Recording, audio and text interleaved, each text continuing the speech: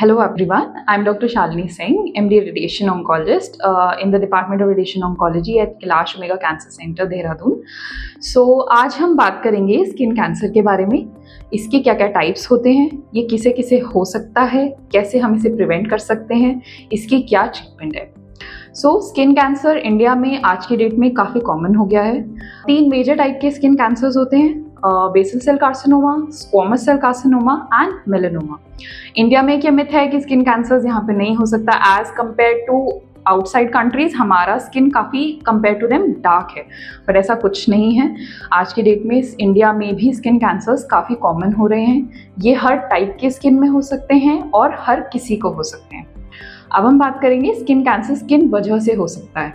Majorly skin cancer UV radiation के exposure से होता है। यूवी रेडिएशन बेसिक सनलाइट जो हम मेनली डेली बेसिस में एक्सपीरियंस करते हैं, उन लोगों में ज़्यादा होता है जिनमें सनलाइट एक्सपोजर ज़्यादा रहते हैं, जैसे फार्मर्स हो गए, कंस्ट्रक्शन वर्कर्स हो गए, जिनकी स्किन मेजरली सनलाइट को एक्सपोज्ड है।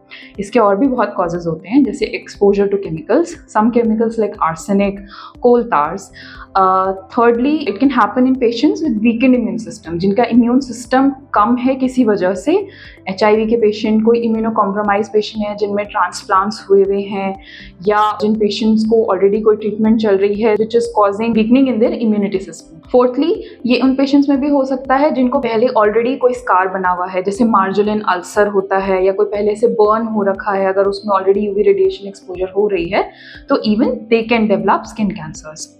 अब हमें कैसे पता चलेगा कि ये स्किन कैंसर है या नहीं? हर छाला या हर मोल या तिल स्किन कैंसर नहीं होता है, इसके कुछ वेरिएशंस होते हैं। लाइक हमें देखना पड़ेगा कि कोई लीजन या कोई दाग या धब्बा या कोई तिल अचानक से तो नहीं आ गया है, बढ़ तो नहीं रहा है, उसमें कोई पेन तो नहीं हो रहा है, उसके आसपास की चीज़ें हमें देखनी पड़ेगी। इसमें एक प्रोफाइल होती है ABCDE। लाइक हमें देखना पड़ेगा कि जो हमारा मोल है या दाग धब्बा है उसका बॉर्डर्स कैसा है, सिमेट्रिकल है, एक जैसा है, या फिर एसिमेट्रिकल है, बदला हुआ है। बॉर्डर्स देखने पड़ेंगे, शार्प है या नहीं है, कलर कैसा है, ये सारी चीज़ें हमें देखनी पड़ेंगी।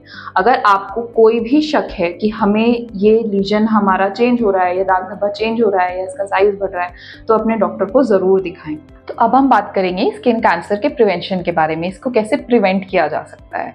हमें डायरेक्ट सनलाइट में specially between 10 AM to 3 PM, सुबह 10 बजे से लेके दोपहर के 3 बजे तक जाना अवॉइड करना चाहिए। फुल स्लीव्स के कपड़े पहनने चाहिए and specially sunscreens. We have to use sunscreen. तो सनस्क्रीन एक मेन स्टे ऑफ प्रिवेंशन है जो हमें यूज करना चाहिए। थर्डली अब हम बात करेंगे इसके ट्रीटमेंट के बारे में। मेजरली ट्रीटमेंट जो होती है स्किन कैंसर की वो सर्जरी से की जाती है।